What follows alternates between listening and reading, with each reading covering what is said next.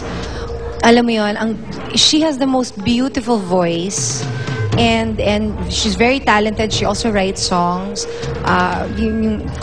Sumusulat din siya ng mga awitin. So natutuwa ako doon. Sino pa ba? Si Sarah.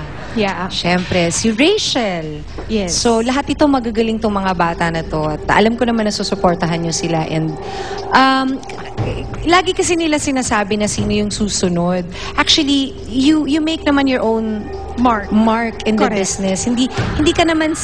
Wala ka namang sinusundan talaga eh. You make your own mark, kumbaga gumagawa ka ng sarili mong haligi sa industriya. So, yun lang yun. I doubt very much kung magkakaroon nga ng next Regine. Maybe a Kyla or maybe a Rachel Ann, but there'll only be one. Special informant number 2. What's your question? Go right ahead. Regine, kanina nanood ako ng Party Pilipinas show, no?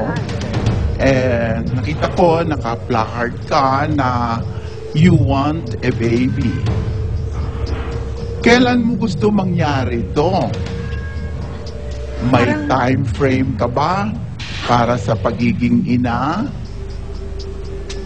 Mamaya. Parang si special informant number 2, inaapura ka na. Oo eh, parang gano'n ang dating eh, no?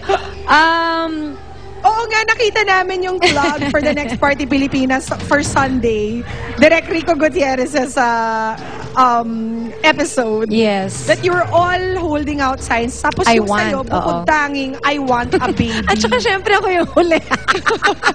Bilang ako lang yung iba. Seryoso ba to? Ito ba'y a sign that you made on your own? Yes.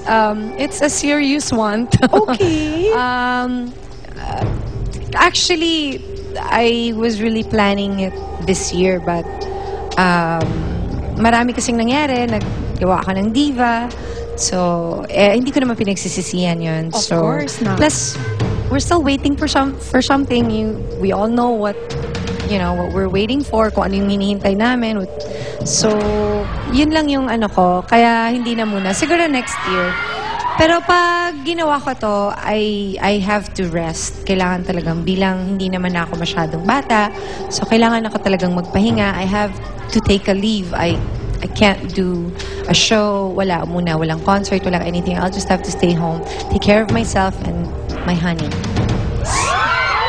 So, next year? Next year. Hopefully. Kung bibigyan kami ni God ng isa pang blessing na magkaroon ng baby, I would really, really be happy. And you promise to make time for it? I will make time. Yung hindi naman magpapaschedule yung honey mo? Hindi naman. Mamaya nga, tatry namin. Mga 6 to 9, gano'n. May 6 to 9. Special informant number 3. Eto na. Ano kayang tanong niya? How much are you willing to give up for the love of your life? How much are you willing to give up for the love of your life? Alam ko na kung sino to. Darth Vader. Si Darth Vader ba to? Darth Vader? How much do what? Are you willing to give up for the love of your life? Everything. Everything?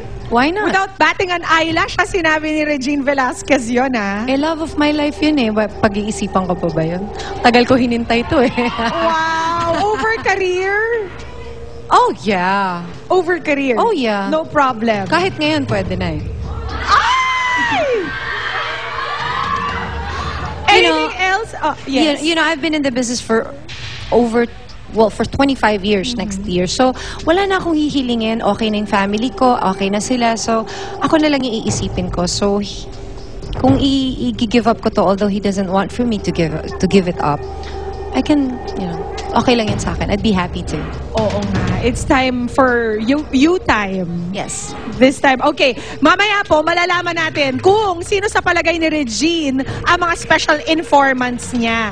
Magbabalik po si Regine Velasquez behind the wall dito sa Showbiz Central. Stay with us.